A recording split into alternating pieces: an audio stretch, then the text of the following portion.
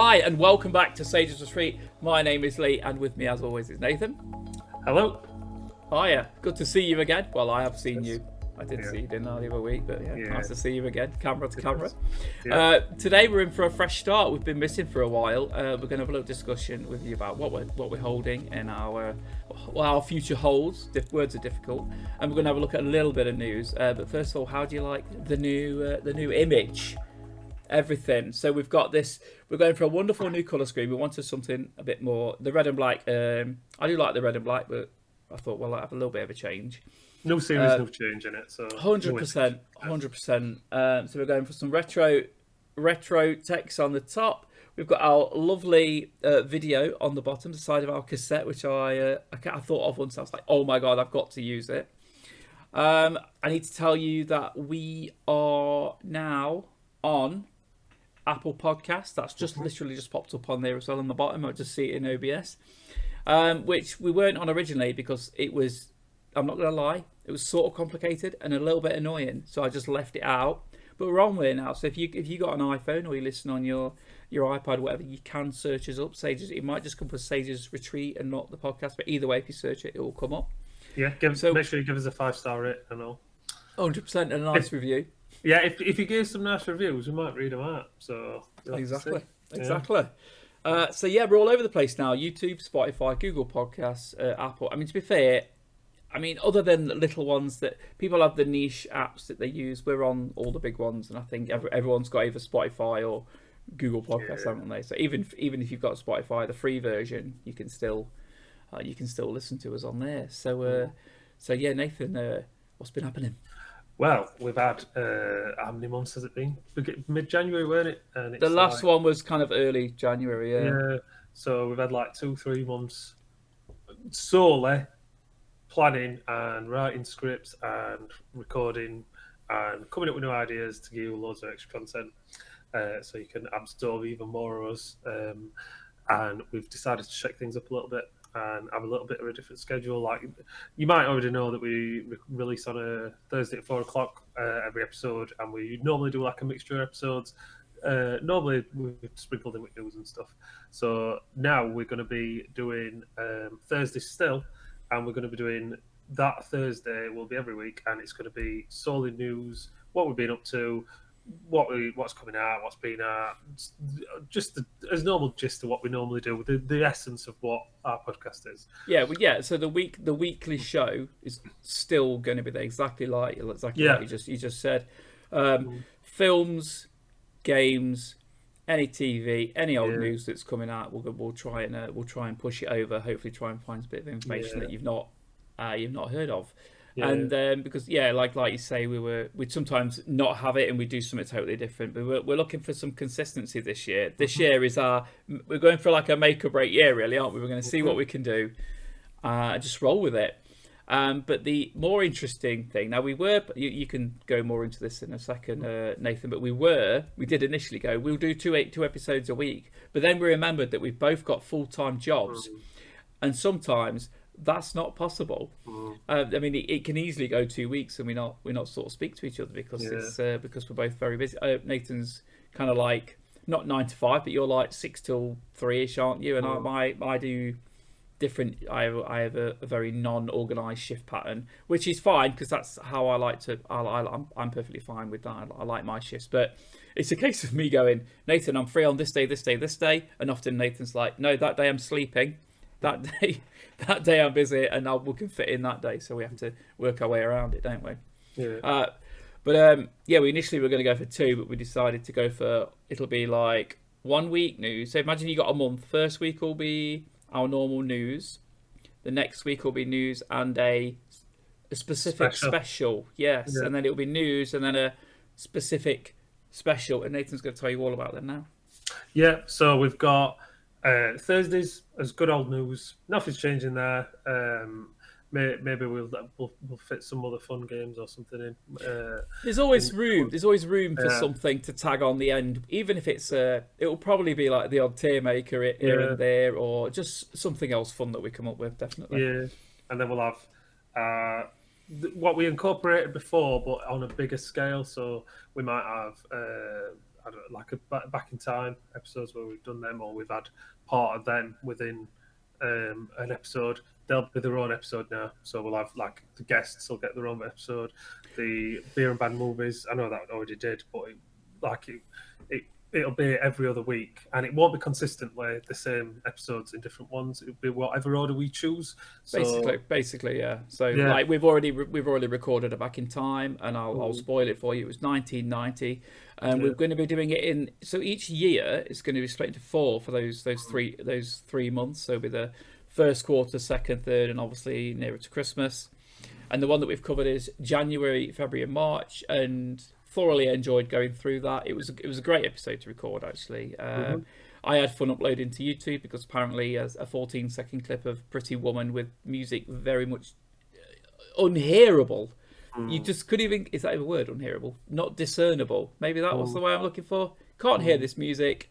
And they turned around and went, you can't use it. So I've cut that out, but the rest is fine. And the rest has got all sorts in it. I'm surprised that's the only bit they picked up on.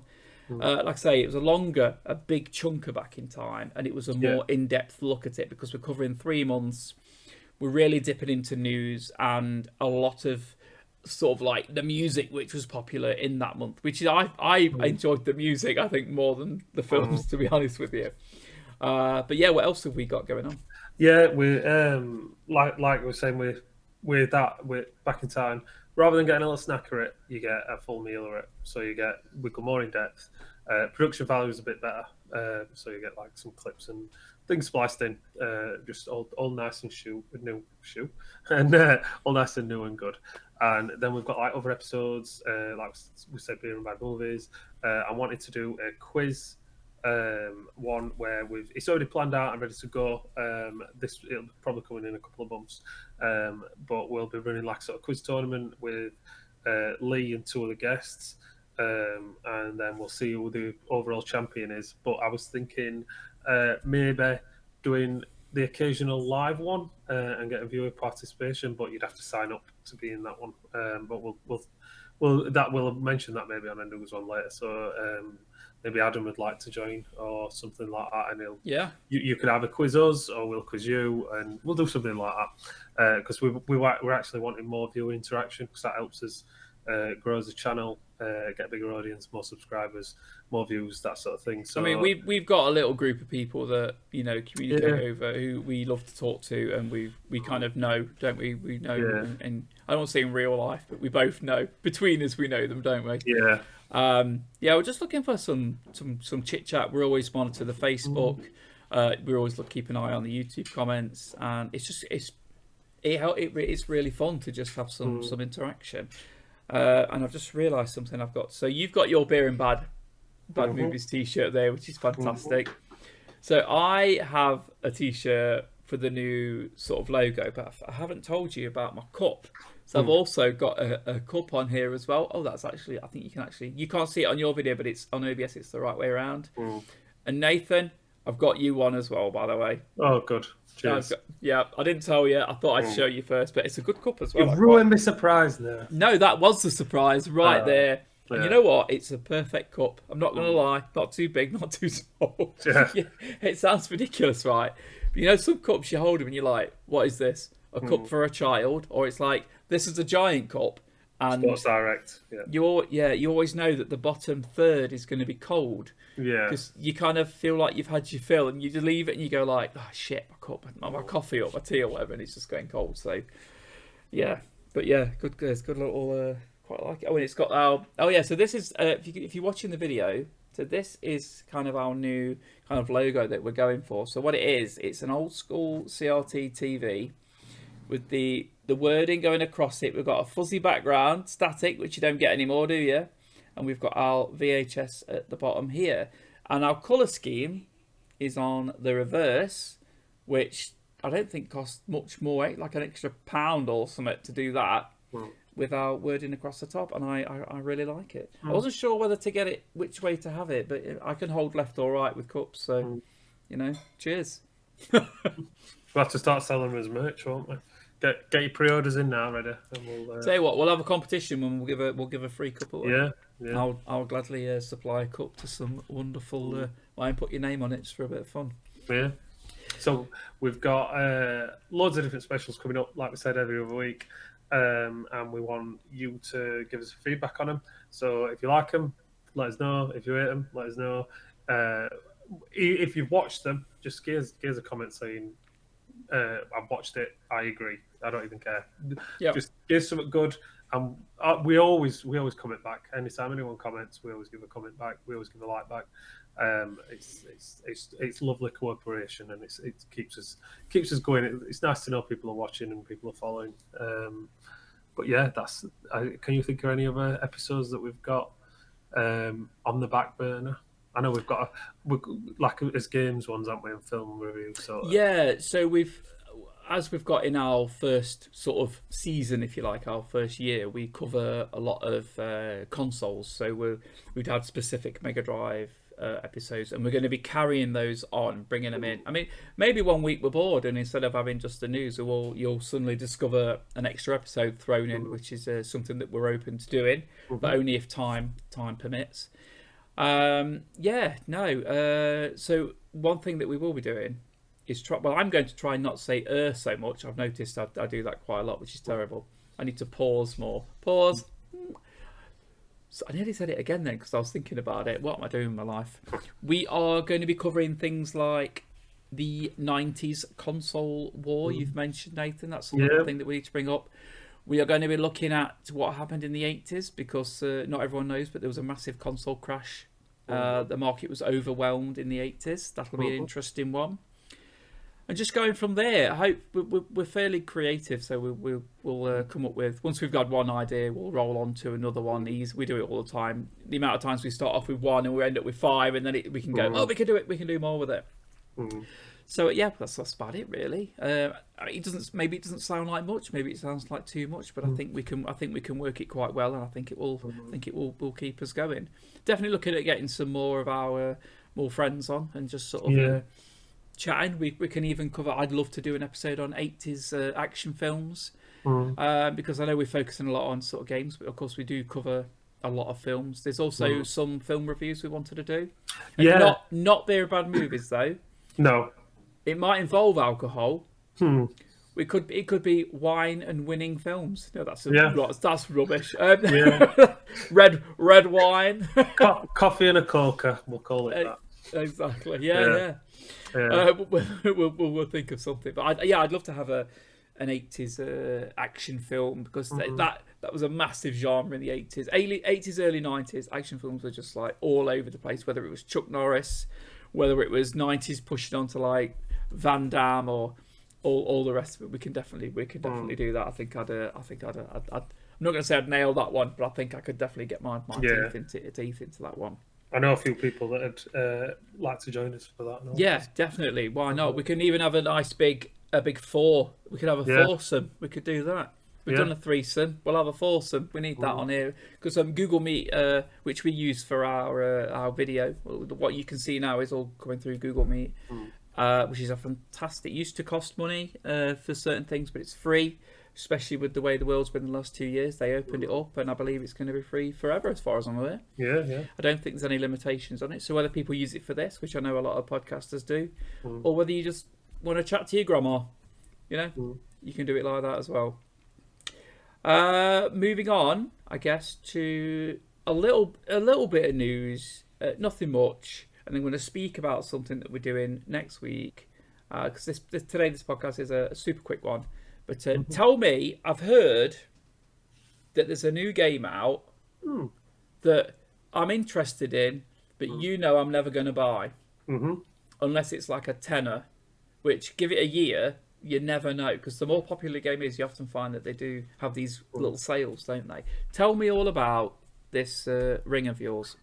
Well, anybody who's been listening to this podcast will know that I've kept harping on about it. And it's finally come out while we was off. Our date of recording today is the 1st of March. So it's been out like 5 days. Yeah, 1st of March today. So I've had like a good... It's Tuesday today. It came out on Friday in the UK. And I got a couple hours Friday night and I've smashed it since. I'm actually off work. And this game, I know I've been bigging it up. And everyone who knows me knows I love Dark Souls. I also love two other games, which is this game as well, is Zelda, especially Breath of the Wild, and Shadow of the Colossus, which this Elden Ring is just Dark Souls and them two mixed together. They've gone on a different route with this one, so it's J.R.R. Martin. No, yeah, Martin. I was mixing him up with Tolkien, who did Lord of the Rings. Oh yeah, so obviously the writer of Game of Yeah. Thrones, and let's be honest, when you look at a Souls game, that could fit in perfectly, couldn't it? The whole so you got dragons, random monsters, fantastic settings, and all the rest of it. And of course, he's a really good storyteller. Although he still hasn't done his last book, has he? And I actually don't think he's going to fucking bother at this rate. But yeah, he helped with the story of it, didn't he? Yeah, he's had like it didn't have anything to do with gameplay wise, but he obviously had to do with the script writing, the story writing, the ideas, and it shows. It's like this really quirky characters in it. I can't begin to describe how good the game is. Like Dark Souls is quite linear, and this is obviously open world. You get a horse, you can ride around, you can meet people, you can kill bosses. You don't have to kill bosses. You can circumvent them, or you can go and do something else. The co-op is absolutely bang on. They've nailed it this time. I've been co-oping majority of mine with my son and Steve, Gilded Branch, and we've been having a whale of a time on it because you can just do the entire game co-op this time. There is the occasional lapse where you unsync after you kill the boss and then you have to rejoin, but that's nothing real. It's worked perfect so far, and it's been so fun.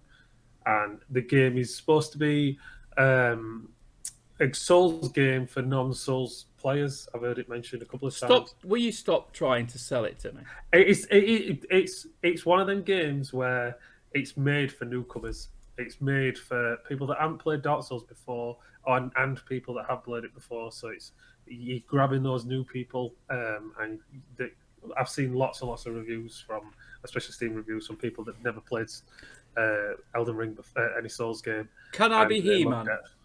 If you want to make yourself look like He-Man, of course you can. I've seen Kanye West in the game, so and Idris Elba. I have the power. Sorry, I have to throw that in. He might just couldn't resist it. It was just if you're holding him, you have to say that. Sorry, right, I'll put that back. Carry on with Elden.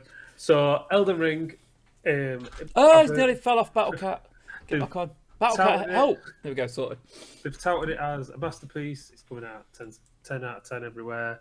I know Steam, there've been some review bombs on it, and that's due to stuttering issues. A lot of people I've seen, especially on the Elden Ring Facebook groups, have been like, they haven't got the recommended specs for the PC anyway, but they've tried to play it and complaining that it works better on console than it does on PC. But when you've got console and every console is exactly the same, it's made exactly the same, it's easier to make a game for that than it would be for a PC where the specs are all over the place. There could be anything. There's like a billion variations on what that could be, but I've had no issues, and everyone I've played with also hasn't had any issues. So hopefully Lee's going to join me and we're going to get some co-op, and I was hoping we could maybe do some streaming together like we did with Dark Souls 3. So you just want all you want to see is me get frustrated. This is the one. I don't think you would get frustrated with this. Because if you see a boss that you can't kill or you don't like, you either call someone else in and they help you kill it, or you think, you know what, I'm leaving this one, I'm going somewhere else. There's very few mandatory bosses in the game, and every mandatory boss you can actually take someone in with you. So you're not completely on your own. You've always got someone there to give you an hand, to help you out. I mean, it's good to just. I mean, it's good as a single player game, but I think it shines better as a co-op game, especially when you're doing the dungeons or storming a castle. Because some of the best fun I've had so far has been me and someone else, and we've seen a castle on a hill, and we've been like, right, let's go see what's going on. Go to this castle, and it's under siege by like these goblins, and the king's at the top, and he needs help, and you go and help him, and you fight your way through. You get to the top. And he like thanks you and everything, and he's going to go and see his daughter, and then spoilers, his daughter's dead outside, and you've seen her. And then he goes on a big quest for revenge, and it's like there's so many like epic tales, like all intertwined. That's got nothing to do with the story of the game. It's just its own little story, own little part of the game, and it's just beautiful. It's just so good, that game. I literally cannot call it enough good things. It's so good. You're nearly making me want to try it. I think you should. I think anybody should, and I'm up for some jolly cooperation. I think I should Anyone that's just. got it and I wants reckon to I go. should. Yeah, no, I reckon I should just reinstall Skyrim, play that for half an hour, then I'm done. Yeah, it's not. It's better than Skyrim a million times. I mean, I've even been, because I've been off this week. I've been streaming it a little bit. I've got some positive views off people, and I've been watching a lot of streams, a lot of videos myself, and it's proper good. So I implore anyone to give it a go. So I want to bring into this conversation something we mentioned earlier, which you basically I could see you getting very angry with me with it, and which was quite funny. But yeah, I mean, I appreciate your view in it, and I'm hoping that you can appreciate my view a little bit. But it's not my view. It's what I was reading, and I was like, oh, come across this. So there's a not a criticism of the game. Let's just say right now that the game is a banger. Great Souls game, and I believe you because I know you're a massive Souls fan. I get that. In the same way that I play a lot of fighting games, and I think I can give a good perspective on which are kind of good and which aren't so good, and who can suit each one. So the reviews, I keep seeing these screenshots, not just the ones you sent me. I did actually see them before that, of like 20 different places that have reviewed it, and they're all gone 10, 10, 10, 10, 10. There might be the odd 9, but generally it's 10, 10, 10 out of 10, 10 out of 10, 10 out of 10, 10 out of 10, 100 out of 100. Most places do 10 out of 10 nowadays, don't they? But it's like, man, it's just great. I don't know why we've got like News of the World or what was on there, the Star or something. Like Daily Mail or something, weren't they? And the Star was on it, yeah. Who gives two shits what these bullshitters give? No one cares about what you. Yeah. What Sunday Sport, they get a 10 out of 10. What the Sunday Sport? 10 out. Yeah. Yeah. But the fact is, it's all these 10s out of 10s. Half of these reviews I've never heard of, and a lot of them you want to say are reputable, like IGN. But the problem is with IGN, when you get too big, you lose a bit of control. IGN know full well, and this is the thing, that if you're a big company like IGN that relies on being able to be allowed to review, what happens is that they're not. If they give it a bad mark, then they won't. They don't get the previews. They get punished for it. This is the thing. As someone that I listen to a lot of gaming podcasts from gaming professionals, and it's like, this is the thing.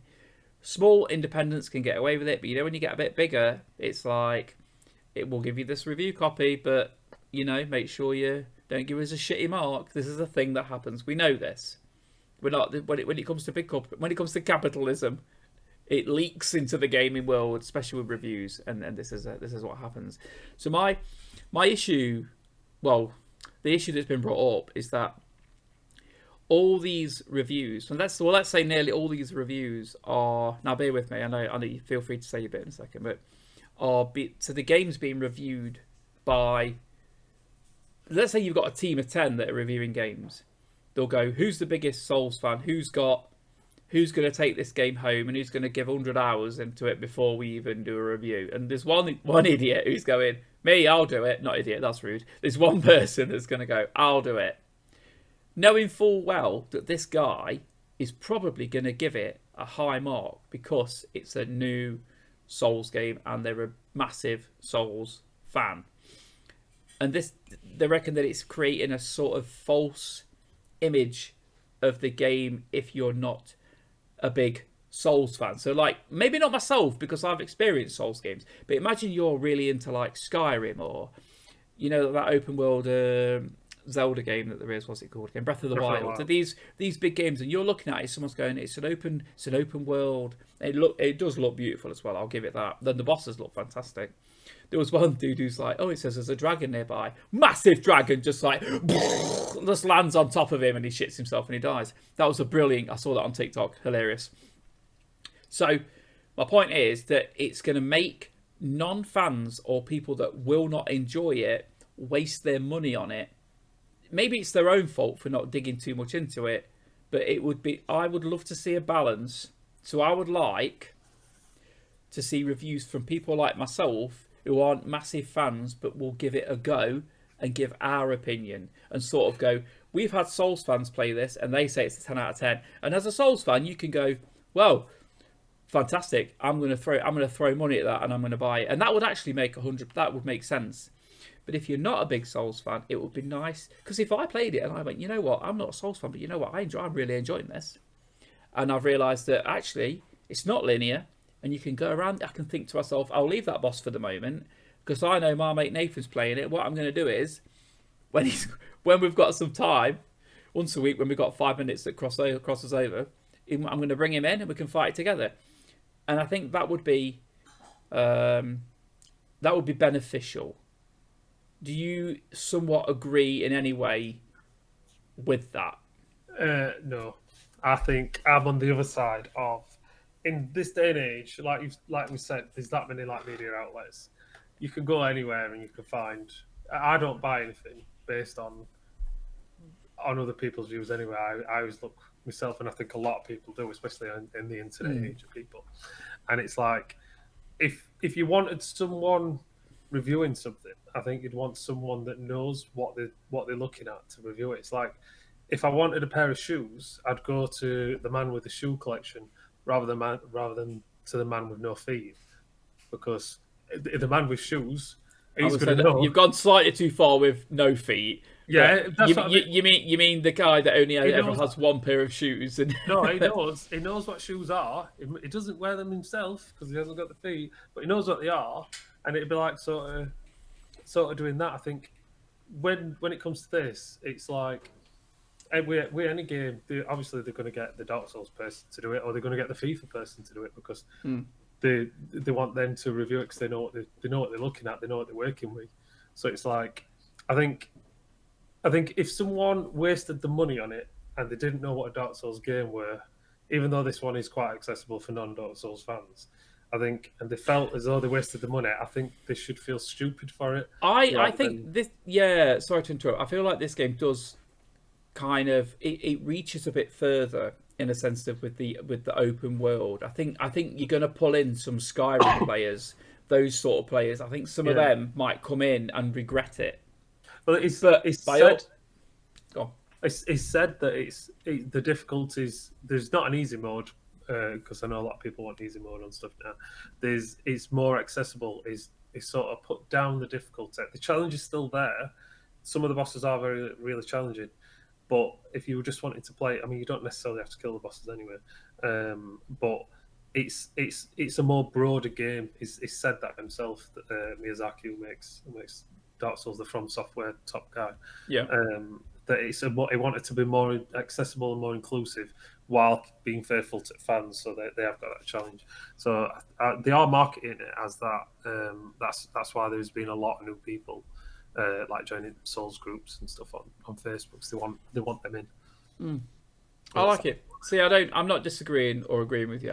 I do think that the fans of the game should be reviewing it, but I'd also like to see the other side of the new to the genre experience. Well, I think that would. I think it's valid. The new. Hang on. I think that covers what I was trying to explain a bit better.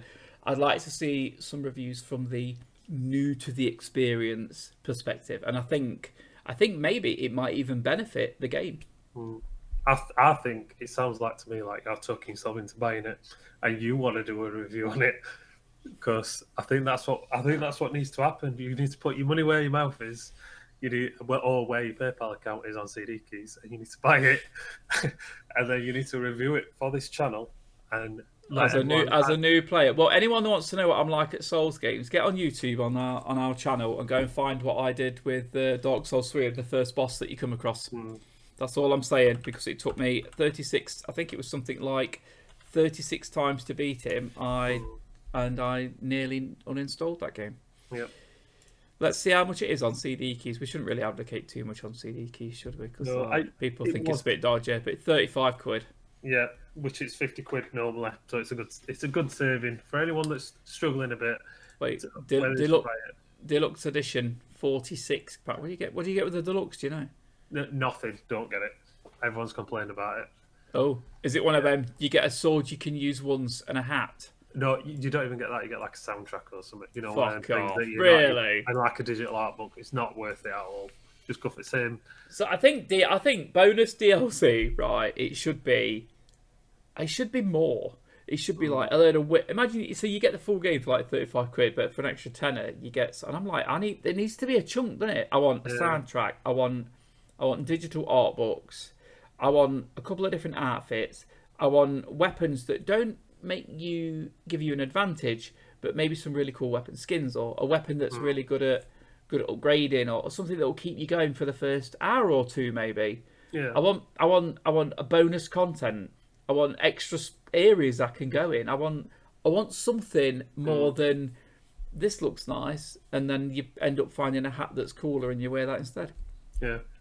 It's yeah. So rolling off Elden Ring, I think we'll definitely be touching that again. I keep seeing the Steam Deck everywhere. Gabe Newell's been signing them and delivering them to people that have been ordering them, and even people that didn't order them. He's one of my favourite people, and he also collects knives, which I did when I was a teenager. He sounds a little bit like a serial killer, but at the same time, when you're a kid, you have these weird obsessions, and I used to like knives. Steam Deck, do you want a Steam Deck? Like, as a serious question. Right. This is the thing. I want one, but I would never use it or need it. That's the thing. I think everyone with a PC, it's a weird niche thing to want, because everyone who's already got a PC has probably got better than what the Steam Deck is. But who is it for? Who is it for? Yeah, that's what I mean. I don't understand who it's for. It's a good thing, but not a PC player. I don't. So the only one viable for me is the highest price one. Yeah, I think that's any PC game of that. Yeah, so you look at the lowest one, you only get like a 64 gig card on it. Yeah. So the second one, I think it's like 256. Don't quote me on it. I looked at it. I should have had my facts. Oh my god, Richie's gonna have me again. I should have had my facts. I think it's a good chunk more. Yeah. It's either 100 and something or 200, like 256, and that nearly covers you. So if you only play like the simplest of games, then the bottom one, if you're only going to play Stardew Valley, Terraria, and a handful of other, I'm not going to say crap, but very small storage games, you could probably easily fit 20 small games on there. But if you want to play Elden Ring, or you want to play any other of these substantially sized games, you're going to need the most expensive Steam Deck, which is 500 quid. And it has a 500 gig card in it. Yeah. You're going to need that. You want that room, don't you? I don't want to be a case of, what am I going to play this week? I'll delete this, and I'll install these games. Because that's, not only is it probably going to go over it's going to be more data, it's going to be time, etc. And I think the only viable one's the top one. They are so beautiful, though. You've seen the pictures of it. Oh, my God. Yeah. It's like you got the Steam Deck, and then you've got like the Game Boy. The original Game Boy is like its great grandma, but then you've got the Switch as its colourful cousin that's not quite as big as you, and but it's probably a little bit more fun sometimes. I don't even play with the Switch here. It's always in my son's room. We bought it as it's like a family Nintendo, but because my son wanted it, if you know what I mean. So he just kind of leaves. He just kind of has it in his bedroom and plays with it. I never think to myself, I'm going to play on Switch for a bit. But I did think to myself yesterday, I might take the Wii U downstairs and put Mario Kart on and have a bash with that with the kids later. That did cross my mind. It's just the Switch it's never grabbed me. And I think one of the problems for me with the Switch is the fact that it's got a lot of games that I already can play on the PC. It's like, we'll put Skyrim on it. It plays like shit. They didn't need to do that, did they? Yeah. I mean, would you buy a Steam Deck if it was a bit cheaper, maybe? Still no, because even when I was playing on it, I'd be like, "Oh, this is very good," but I've got a bigger screen and a better PC sat in corner. And you don't need to sit on the settee, do you? No. When I'm sitting on the settee, that's film time, eating your dinner time sometimes, and nearly always, same with yesterday, fell asleep time. I went to bed at 3 o'clock. I fell asleep like really late. I'm glad you left sexy time out of that one. What? No, I'm thinking. Stream Deck, sexy time. Oh yeah. Could that? I mean, if you could just rest. We could just pop it on a DAC. Hold still. I'm just I'm just bashing out some Witcher 3. Yep, exactly. Fire, what's the world coming to? But yeah, it's definitely got its. But then again, you know, when I'm on a bus or something, or a train, or do I want to have the do I need it, or can I just sort of get my phone or read a book? Why do we need this technology with us all the time? I'm happy to kind of read a book, you know, maybe. Yeah, I did see a funny thing about it, because they wanted to get as much battery life as they can. They've had custom batteries made rather than, you know, like the rectangle like lithium ion ones. Yeah. These are like weird shaped ones to fit, you know, perfectly into like fit around all the different modules. Yeah. So that's interesting. they wanted to get as much battery life out of it. So I think a lot of the money I've got into making the battery life better, to be honest. So it's not a Game Gear then, where your 4AA batteries last 10 minutes, possibly. Yeah. Shit, that was terrible. That was. So that's more or less us done for the episode. But what I want to do is, we're going to squeeze in a little tier maker, because we know how much you love them. Now, we were going to do it this week, but unfortunately, I've been busy and I forgot to finish off the information for it. So what it's going to be is, it's going to be on the top selling 16-bit games ever. I've got a list of the games. I'm going to run through the list now for you. Probably not going to chat too much about them, but we're going to do the tier maker for next week. We're going to slot it in one of our available slots, and we're looking for some feedback from you. So what is even right now, as you're listening to this, what is your favourite 16-bit game? Which do you think was the best selling? And which is which is overrated? That's another interesting one, because there's a lot of games like F-Zero, for me, one of the top selling 16-bits. For me, 100% overrated. Played it when it came out, and I played it recently, and I thought it was crap both times. I won't lie, it didn't play well. Yeah, I'm even not a big fan of the original Mario Kart, to be honest. Just I found it controlled not very well, but the new ones, amazing. Like I think they were actually arguably one of the best racing games. But I'm going to run through this list. Nathan, do you want me to run through it all, or do you want to? In fact, I'll tell you what. I've just put a space there. I'll go to sort of. No, hang on a minute. Ignore that. Sorry if you're listening. I'll go. You do up to Super Mario 3, and I'll do the rest. All right. So we started off with Sonic. I'll do the first. Sonic and Knuckles. Right. Yep. So Sonic and Knuckles, 1994, developed by C, and it's featuring Knuckles the Echidna. I remember this game, and I think it was CD as well. All right. Super Mario World, developed by Nintendo for the SNES, came out in 1990, and it introduced Yoshi. I remember this one, and it was quite good. I think I had the remake on the Advanced as well.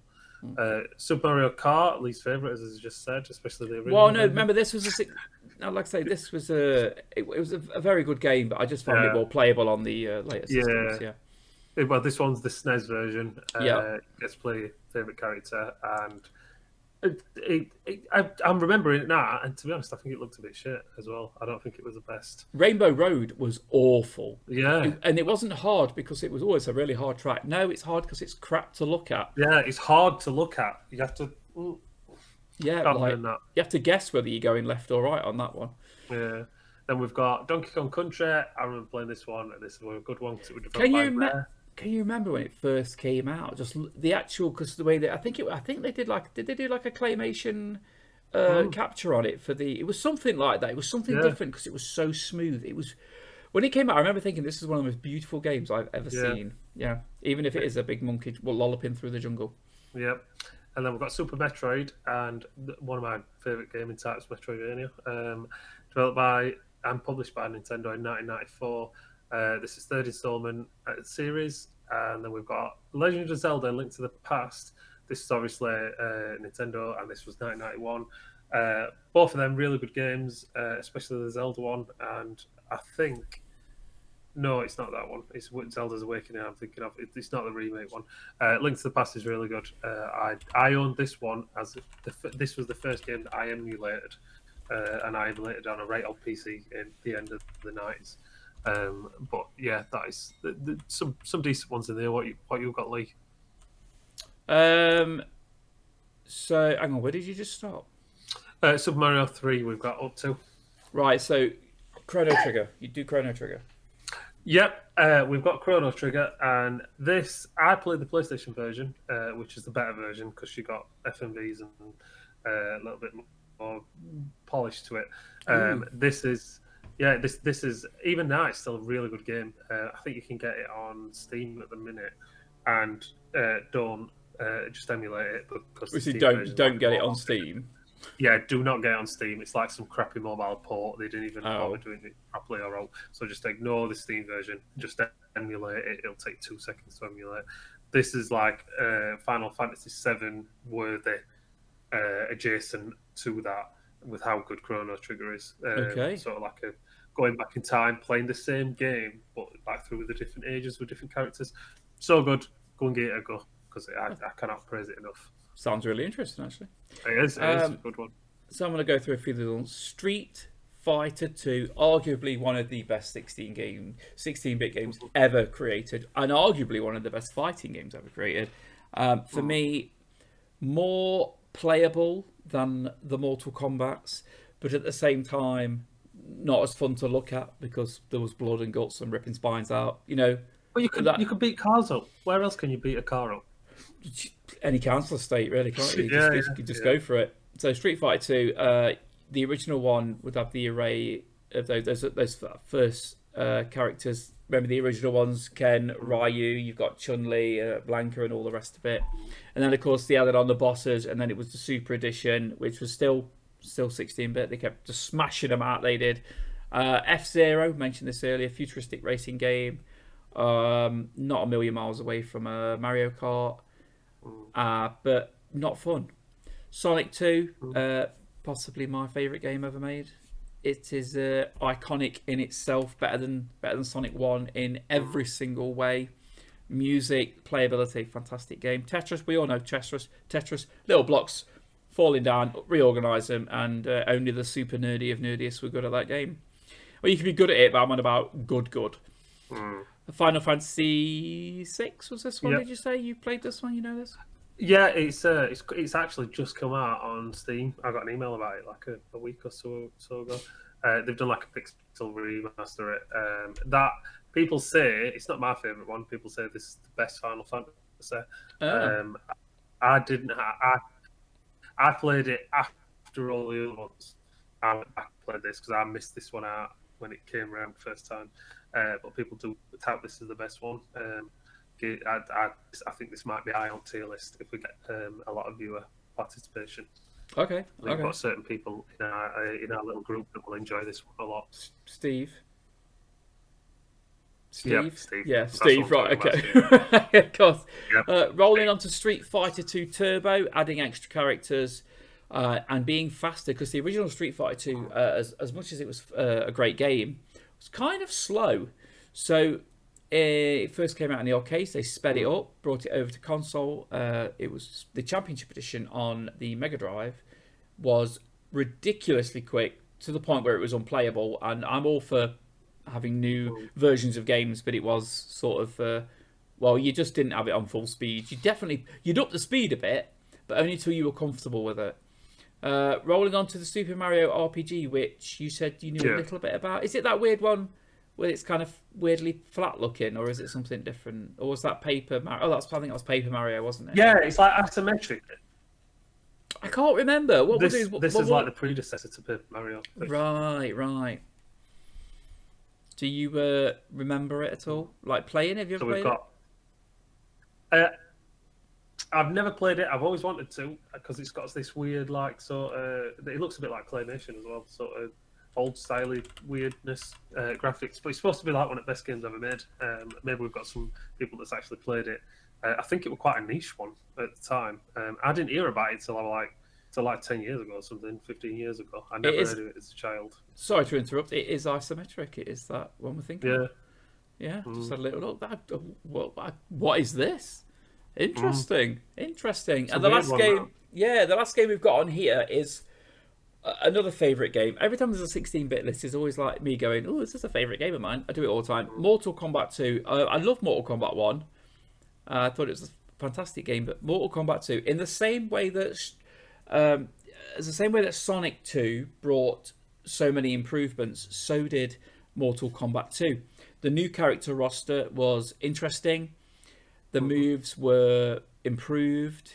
It looked better, sounded better, it played better, it's a bit faster. A massive improvement. And the Mortal Kombat 2 arcade machine is one of my favourite artworks for one of the ones that I used to remember going into the arcades when I was younger. Just it's you get Raiden on one side with like lightning, like kind of like some kind of force lightning coming out of him. Just a fantastic looking cabinet. I remember playing on it quite a lot in Namco, which was in Nottingham Market Square many moons ago. So that is our list. What we're going to be doing is I'm going to finish off the tier maker for it, and we'll go through it. We're going to go through it next week. It will be out next week, and we're going to see which one we put at the top. We'll do 2 because we always like to have, because we always argue. So we're going to go for 2, which we think were the best / influential, just fantastic games. We're going to put them at the top, and any ones that we didn't like, F-Zero, you're going at the bottom. Just going to let you know that now. We'll see how it goes. We want some feedback off it, but we'll talk about that more next week. It's been fantastic getting back into the chair, getting some recording done. Don't remember. Forget me. My brain is thinking of somewhere else. So do remember now you can find us on Apple Podcasts, Google Podcasts, YouTube, Spotify, and other places. My name's been Lee. And I've been Nathan. Goodbye. Bye-bye.